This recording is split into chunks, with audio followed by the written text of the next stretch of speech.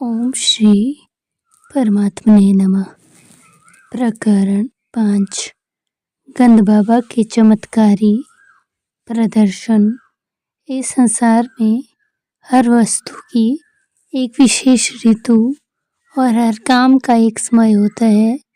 अपने मन को सांत्वना देने के लिए सोलोमन का यह ज्ञान उस समय मुझे प्राप्त नहीं था। घर से बाहर जहाँ कहीं मैं घूमने जाता, मेरी आंखें अपने इर्द गिर्द मेरे लिए नियुक्त गुरु को ढूंढती रहती, परंतु मेरी हाई स्कूल की पढ़ाई पूर्ण होने तक मेरी उनसे भेंट न हो सकी। अमर के साथ हिमालय की ओर पलायन और श्री युक्तेश्वर जी के मेरे जीवन में आगमन के महान दिवस के बीच 2 वर्ष व्यतीत हो गए। इस बीच मैं अनेक संतों से मिला। गंध बाबा, बाग स्वामी, नागेंद्र नाथ बागुड़ी, मास्टर महाशय और विश्वविख्यात बंगाली वैज्ञानिक जगदीश चंद्र बोस। गंध बाबा के साथ मेरी भेंट की 2 भूमिकाएं थी। इनमें से एक सामंजस्यपूर्ण थी और दूसरी विनोदपूर्ण। ईश्वर सरल है, अन्य सब कुछ जटिल है। प्रकृति के सापेक्ष जगत में निरपेक्ष मूल्यों की आशा मत करो। जब मैं मंदिर में काली माता की मूर्ति के सामने मौन खड़ा था, तब यह दार्शनिक निष्कर्ष कोमल स्वर में मेरे कानों में प्रविष्ट हुआ। पलटकर मैंने देखा तो मेरे समक्ष एक लंबे कद का व्यक्ति खड़ा था, जिसके कपड़ों से या उसके अभाव से ऐसा लगता था कि वह कोई परिवारजक साधु था। आपने सचमुच मेरे विचारों के संभ्रम को जान लिया। मैं कृतज्ञतापूर्वक मुस्कुराया। प्रकृति के कल्याणकर और भयंकर रूपों की उलझन में जिनका प्रतीक काली है, मुझसे अधिक बुद्धिमान लोगों को भी असमंजस में डाल दिया है।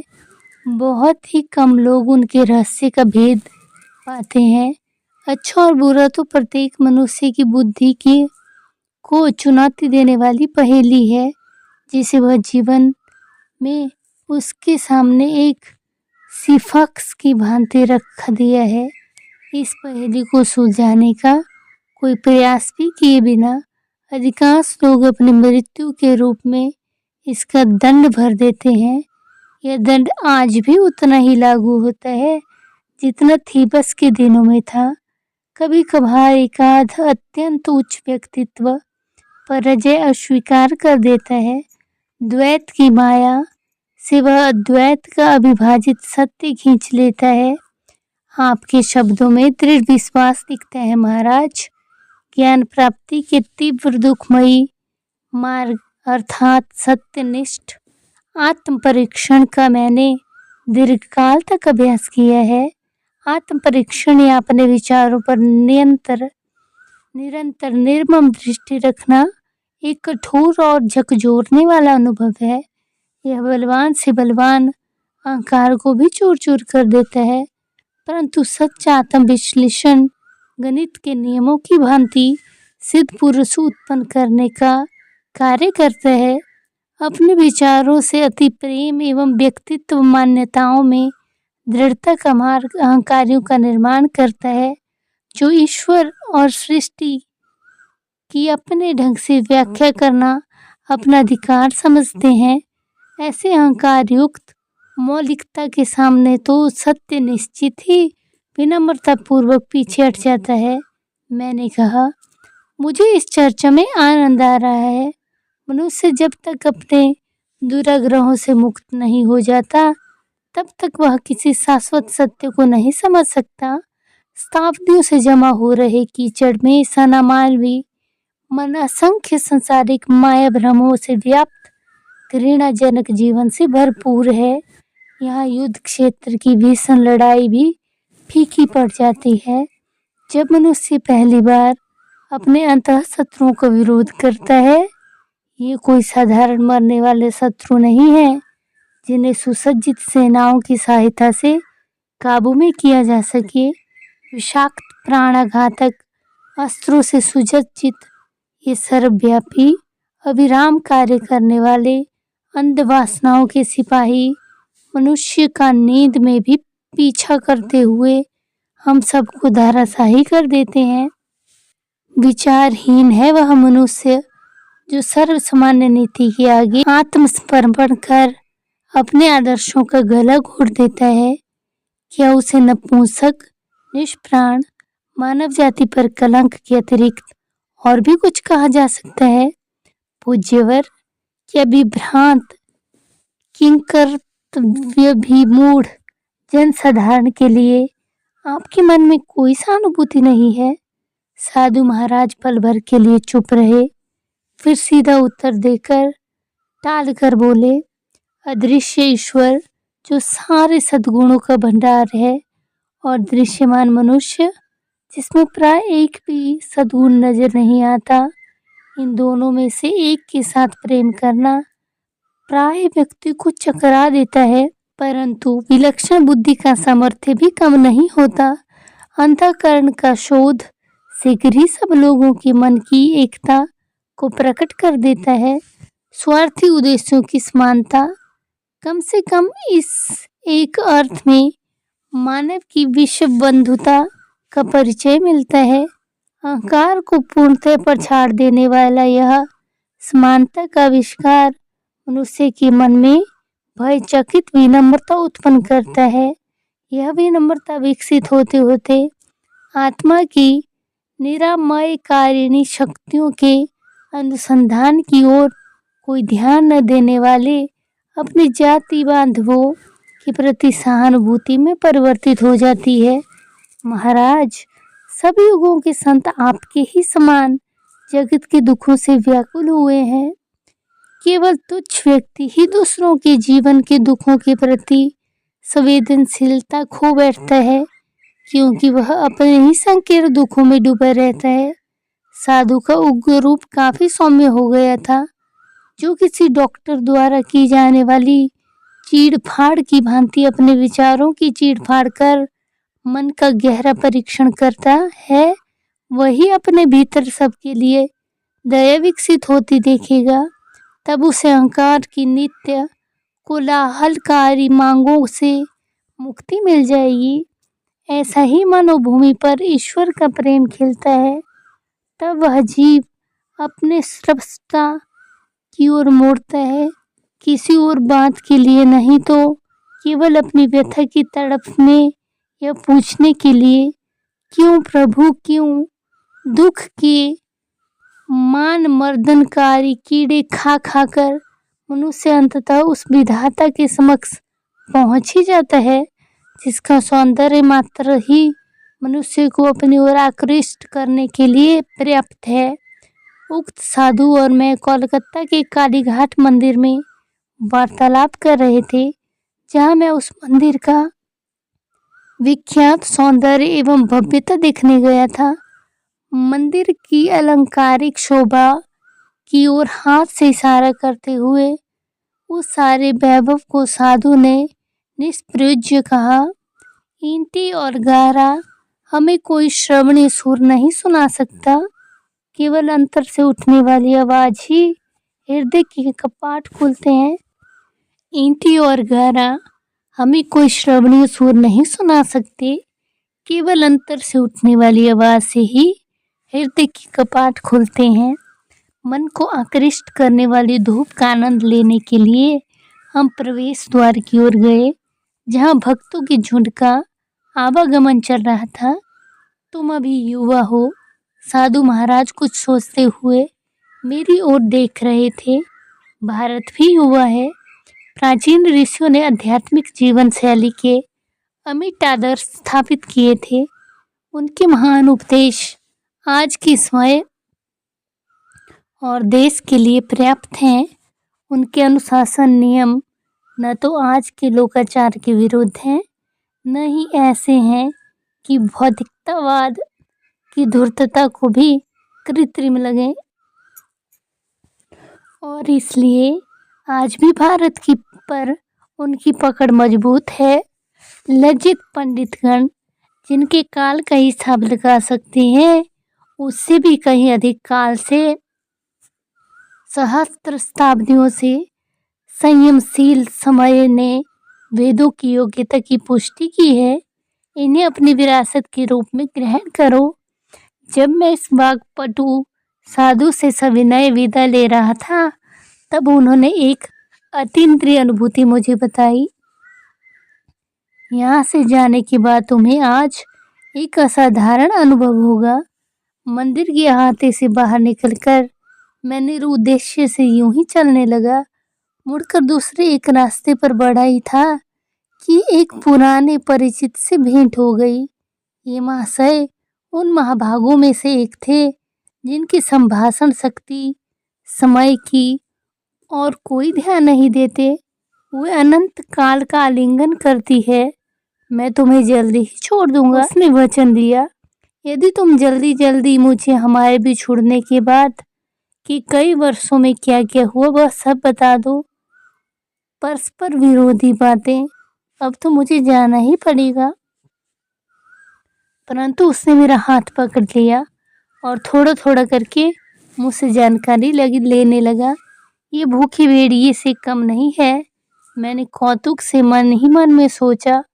जितना अधिक मैं बताता जाता था, उतना ही अधिक समाचार जानने की उसकी भूख बढ़ती जाती थी। मन ही मन में जल्दी छुटकारा पाने का कोई उपाय करने की प्रार्थना माँ काली से करने लगा। अचानक वह मुझे छोड़कर जाने लगा।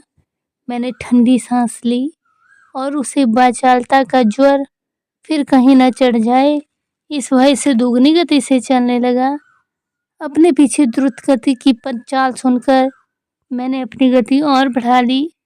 मुड़कर पीछे देखने का साहस मुझ में न था, परंतु एक छलांग लगाकर वह मेरे साथ हो लिया और आनंद से उसने मेरा कंधा पकड़ लिया। मैं तुम्हें गंध बाबा के बारे में बताना तो भूल ही गया। वे उस सामने वाले मकान में रहते हैं। कुछ ही गज की दूरी पर स्थित एक मकान की ओर उसने इशारा किया। उनसे अवश्य मिलो, बड़े दिलचस्प आदमी हैं। तुम्हें कोई असाधारण अनुभव हो सकता है। अच्छा, चलता हूँ। और वह सचमुच चला गया। कालीघाट मंदिर में लगभग इन्हीं शब्दों में साधु द्वारा की गई भविष्यवाणी मेरे मस्तिष्क में कौंध गई। कौतूहलवश मैं उस मकान के अंदर चला गया तो मुझे एक प्रशस्त दालान में ले गया। वहाँ एक मोटे नारंगी रंग के गलीचे पर काफी लोग इधर उधर बैठे हुए थे, जैसे साधारणतः भारत में बैठते हैं। एक आदरयुक्त फुसफुसाहट मेरे कानों से टकराई। वहाँ जो चीते की खाल पर बैठे हैं वही गंध बाबा हैं।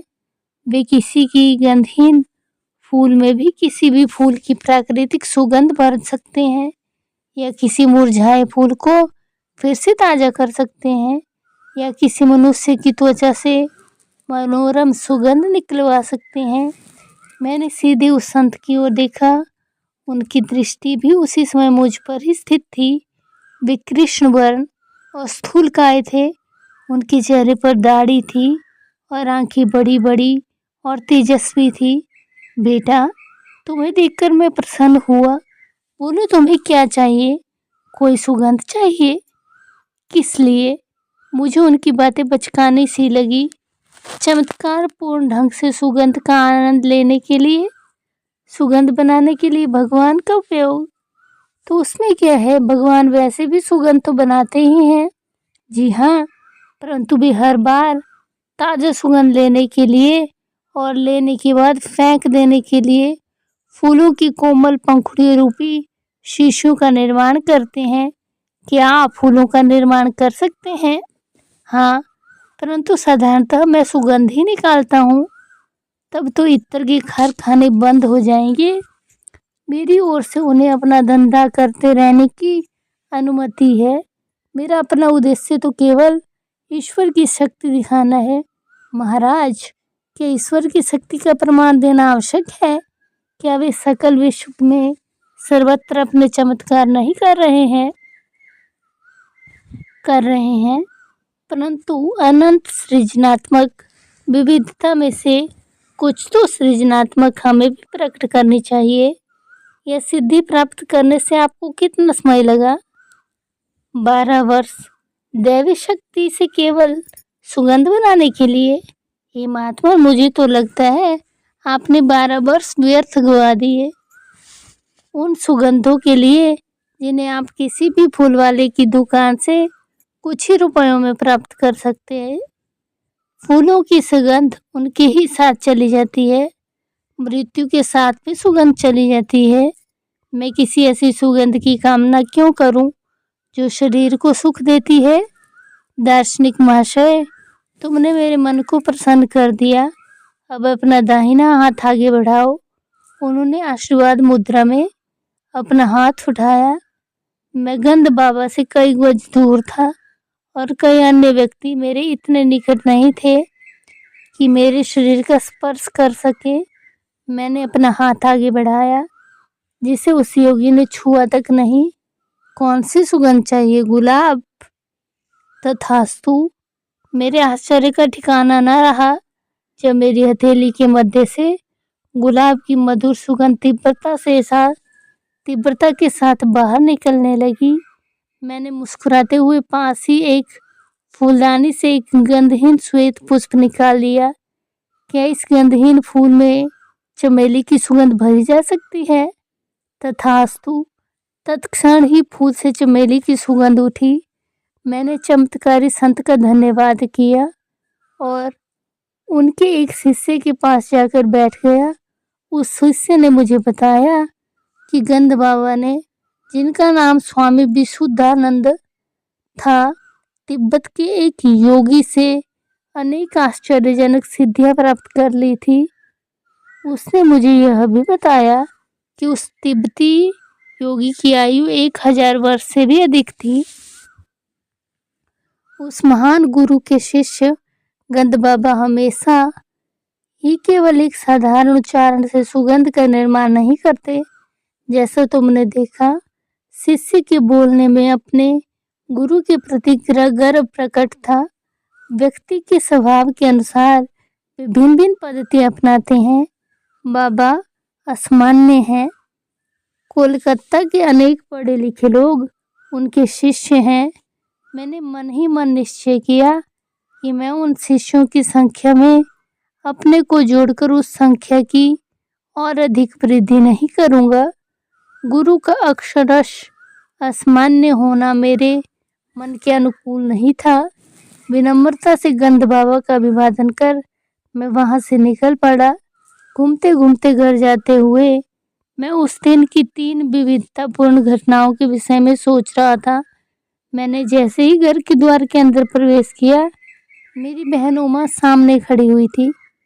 क्या बात है, आजकल तुम इत्र के बड़े शौकीन बनते जा रहे हो। बिना कुछ बोले मैंने अपना हाथ बढ़ाकर उसे सूंघने का इशारा किया। कितनी मोहक गुलाब की सुगंध, और यह असाधारण रूप से तीव्र भी है। यह सोचते हुए कि यह तीव्र रूप से असाधारण है, मैंने चुपचाप दैवी रूप से सुगंधित किया गया फूल उसकी नाक के नीचे रख दिया।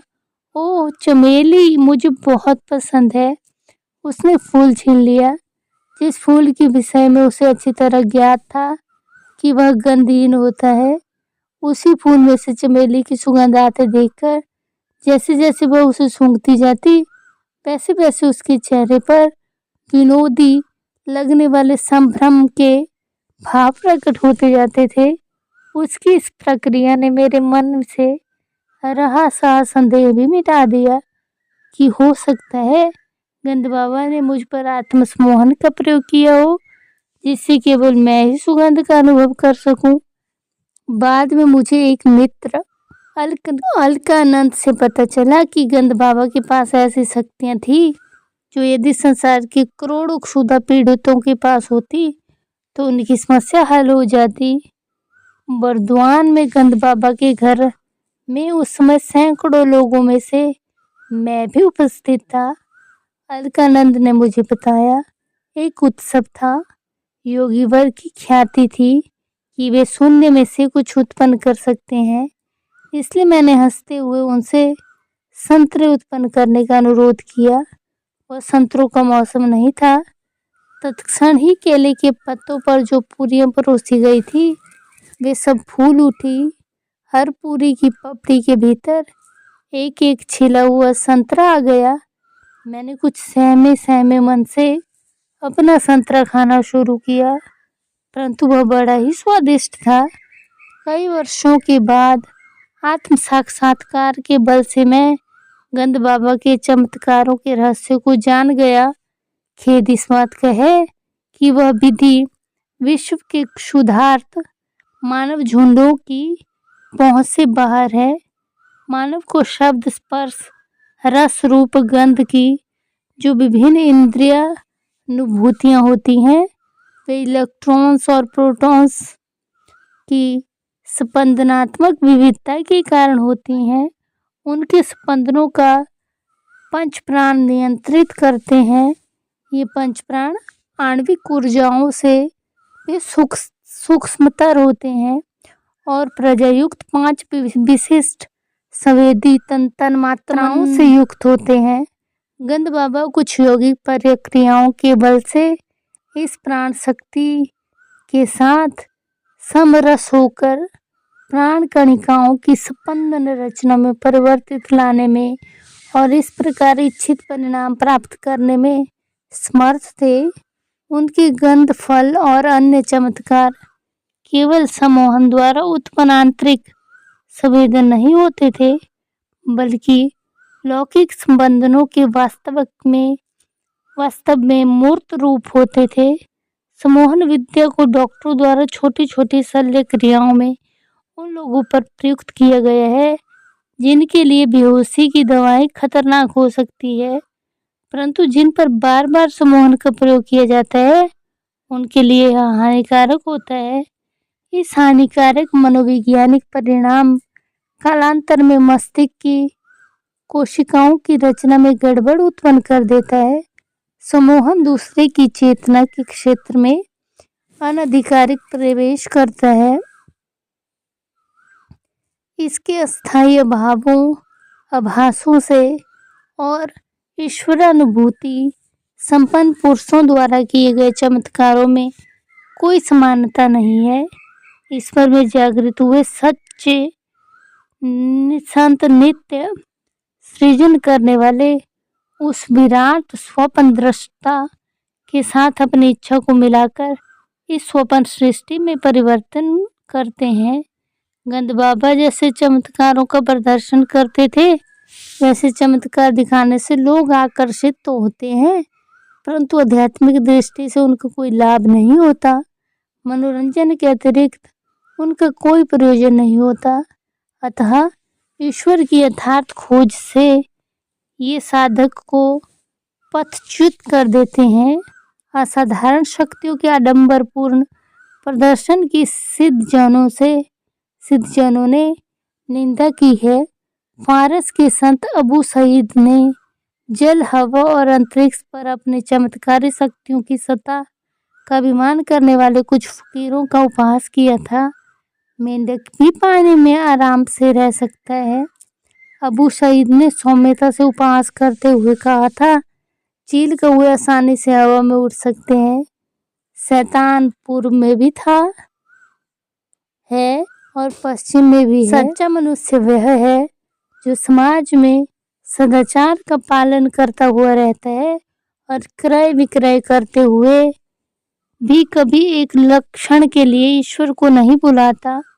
एक अन्य अवसर पर इस महान फारसी संत ने धार्मिक जीवन के विषय में अपना मत इस प्रकार व्यक्त किया था, अपने दिमाग में जो कुछ है उसे निकाल देना, हाथ में जो कुछ है उसका मुक्त रूप से दान करना, आपत्तियों के आघात से कभी भी विचलित नहीं होना।